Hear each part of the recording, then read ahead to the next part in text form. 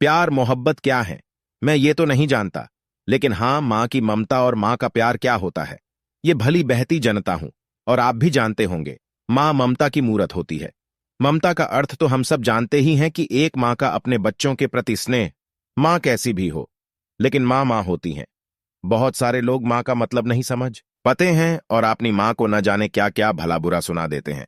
Vertical bar, vertical bar. यह कहानी भी एक ऐसी ही माँ की ममता पर आधारित है। कहानी जंगल की एक हिरन और उसके बच्चे की है।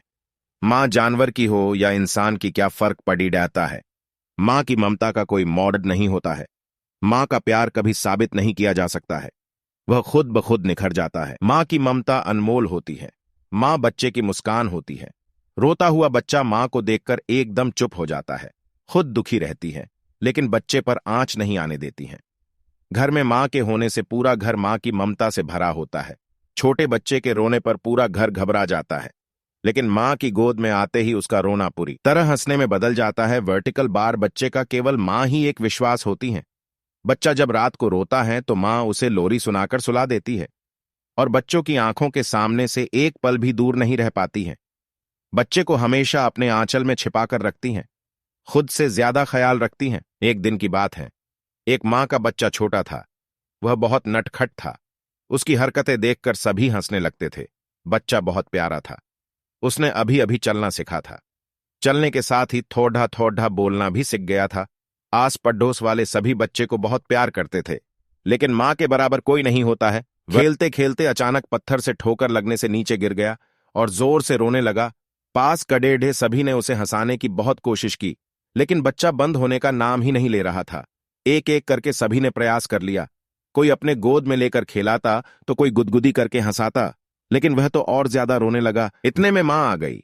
माँ ने गोद में लिया और कहा, किसने रुलाया मेरे लाल को? इस पत्थर की इतनी हिम्मत, मेरे बच्चे को रुलाया। चल, इस पत्थर को मारते हैं। माँ की बात सुनकर बच्चे ने कहा, नहीं माँ, पत्थर भी रोने लगेगा। Vertical bar. बच्चे की बात सुनकर माँ हंसने लगी।